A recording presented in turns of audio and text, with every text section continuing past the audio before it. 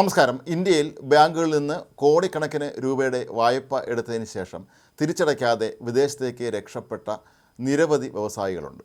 വിജയ് മല്യയും മുകുൾ ചോക്സിയും അതുപോലെ നീരവ് മോദിയൊക്കെ പോലെയുള്ള എത്രയോ പേരാണ് ഇത്തരത്തിൽ ഇന്ത്യയിലെ ബാങ്കുകളെ കബളിപ്പിച്ചതിന് ശേഷം വിദേശ രാജ്യങ്ങളിലേക്ക് രക്ഷപ്പെട്ട് പോയിട്ടുള്ളത്. ഇവരിൽ നമ്മൾ അധികം അറിയപ്പെടാതെ പോയ പ്രമുഖരാണ് സന്ദേശര സഹോദരന്മാർ. നിതിൻ, ചേതൻ, സന്ദേശര സഹോദരന്മാരാണ് $1.6 ബില്യൺ ബാങ്കിൽ നിന്ന് വായ്പ എടുത്തതിന് ശേഷം വിദേശത്തേക്ക് രക്ഷപ്പെട്ടത്. ഇവർ അൽബേനിയൻ പാസ്പോർട്ട് ഉപയോഗിച്ചാണ് ഇന്ത്യയിൽ നിന്ന് മുങ്ങിക്കളഞ്ഞത്. 2017 ഇവർ രാജ്യം വിട്ടുപോയത്. എന്നാൽ ഇപ്പോൾ സുപ്രീം കോടതി ഇവരുടെ അഭിഭാഷകനോട് ആവശ്യപ്പെട്ടിരിക്കുന്നത് ഈ പണത്തിൻ്റെ 1/3 അടയ്ക്കാനാണ്. അങ്ങനെയാണെങ്കിൽ അവർക്ക് കേസിൽ നിന്ന് കുറച്ച് ഇളവ് ലഭിക്കും എന്നാണ് പൊതുവെ കരുതപ്പെടുന്നത്. എന്നാൽ മുകുൾ റോത്തഗി ആകട്ടെ മാധ്യമങ്ങളോട് ഇതിൻ്റെ വിശദാംശങ്ങൾ വ്യക്തമാക്കാൻ ഇനിയും തയ്യാറായിട്ടില്ല. എങ്കിലും ഈ സഹോദരന്മാരെ സംബന്ധിച്ചിടത്തോളം ഇവർ ഫാർമസ്യൂട്ടിക്കൽ മേഖലകൾ മുതൽ ഊർജ്ജ മേഖല വരെ നീളുന്ന വലിയൊരു വ്യവസായ സംരംഭത്തിൻ്റെ ഉടമകളായിരുന്നു. ഇന്ത്യയിൽ മാത്രമല്ല, നിരവധി വിദേശ രാജ്യങ്ങളിലും ഇവർക്ക് വലിയ തോതിലുള്ള സംരംഭങ്ങളുണ്ട്. അതിൻ്റെ കൂടി ബലത്തിലായിരിക്കാം ഇത്തരത്തിലൊരു വിദേശ പാസ്പോർട്ടിൻ്റെ ബലത്തിൽ ഇവർ രക്ഷപ്പെട്ടു പോയത്.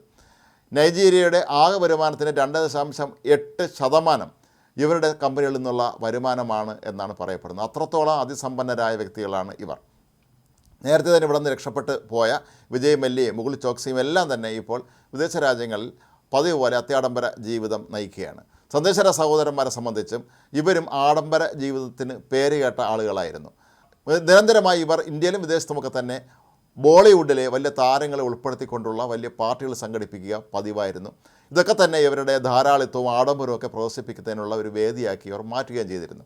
ഇതിനിടയിലാണ് ഇവർ ഇത്തരത്തിൽ രക്ഷപ്പെട്ടു പോയത്. അതേസമയം സുപ്രീം കോടതിയിലെ ചില പ്രമുഖ അഭിഭാഷകർ ചൂണ്ടിക്കാട്ടുന്നത് ഇത്തരത്തിലുള്ള ഒരു ഏർപ്പാട് മറ്റു പല വിദേശ രാജ്യങ്ങളിലും ഉണ്ട് എന്നാണ്. അതായത് ജയിൽ ശിക്ഷയ്ക്ക് പകരം പിഴ അവർ മേൽ ഈടാക്കുക, പിഴ അടച്ചതിന് ശേഷം കേസിൽ നിന്ന് അവർ രക്ഷപ്പെട്ടു പോകുക എന്നുള്ള രീതി പലയിടത്തും നിലവിലുണ്ട്. ഒരുപക്ഷേ ഇവർ ഇത്രയും വലിയ തുക അടയ്ക്കാൻ തയ്യാറായാൽ അവർക്ക് തൽക്കാലത്തേക്കൊന്ന് പിടിച്ചു നിൽക്കാൻ കഴിയും എന്നാണ് ഈ അഭിഭാഷകർ പറയുന്നത്.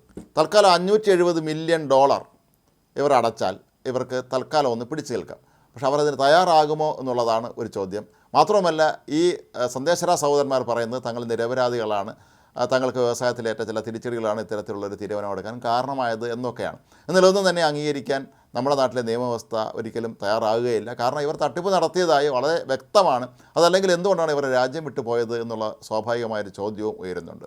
മാത്രമല്ല, ഇപ്പോൾ നിയമവിദഗ്ധർ ചൂണ്ടിക്കാട്ടുന്നത് ഇവരിൽ നിന്ന് ഇത്തരത്തിലുള്ളൊരു പിഴ ഈടാക്കാൻ കഴിഞ്ഞാൽ ഈ മറ്റുള്ള രാജ്യം വിട്ടുപോയ കോടീശ്വരന്മാരായ വിജയ് മല്യയൊക്കെ പോലെയുള്ള ആളുകളെയും ഇത്തരത്തിൽ പണമടച്ച് താൽക്കാലത്തേക്ക് കുറേ പണമടച്ച് അവരെ കൊണ്ടും ഒന്ന് തല ഉരിക്കാൻ ശ്രമിക്കാവുന്നതാണ്. പക്ഷേ ഇത് ഇവർക്ക് പണം നൽകിയ സ്ഥാപനങ്ങളെ സംബന്ധിച്ച്, ബാങ്കുകളെ സംബന്ധിച്ചിടത്തോളം വലിയ തിരിച്ചടിയാണ്. കാരണം ഇവർ എടുത്ത തുക, അതിൻ്റെ പലിശ, ഇതിൻ്റെയൊക്കെ പകുതി പോലും വരികയില്ല. തൽക്കാലത്തേക്ക് ഒന്ന് പിടിച്ചേക്കാൻ വേണ്ടി ഇവർ മുടക്കാൻ തയ്യാറാവുന്ന തുക എന്നുള്ളത് വളരെ പ്രധാനപ്പെട്ട ഒരു കാര്യമാണ്. എങ്കിലും ഒന്നും കിട്ടാതിരിക്കുന്നതിനേക്കാളും ഭേദമായിരിക്കും കുറേയെങ്കിലും തുക ഇവരിൽ നിന്ന് തിരിച്ചു പിടിക്കാൻ കഴിയുന്നത് എന്നുള്ളത് ഒരു പ്രധാനപ്പെട്ട കാര്യമാണ്. മാത്രമല്ല, ഇവർക്ക് ഇന്ത്യയിലൊക്കെ തന്നെ ഒരുപാട് ആസ്തികളുണ്ട്. ഈ ആസ്തികൾ കണ്ടുകെട്ടിയാലും ഇതുപോലെ ഇവരുടെ പണം ഈടാക്കാനുള്ള സംവിധാനം നമ്മുടെ രാജ്യത്തുണ്ട്. ഏതായാലും വിദേശ രാജ്യത്തേക്ക് ഓടി രക്ഷപ്പെട്ട പല ഇന്ത്യൻ വ്യവസായികൾക്കും ഒരുപക്ഷെ നാളെ ഇവർക്ക് നൽകുന്ന ശിക്ഷ മാതൃകയാകാം എന്നാണ് പറയപ്പെടുന്നത്.